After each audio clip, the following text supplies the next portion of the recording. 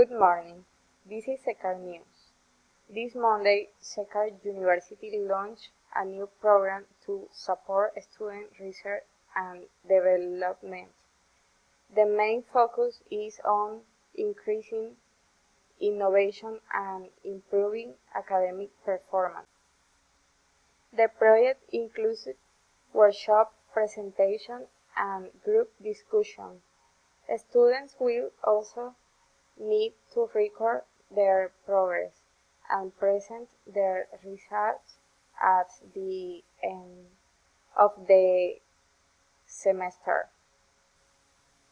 This initiative aims to prepare students for real-world challenges and future opportunities.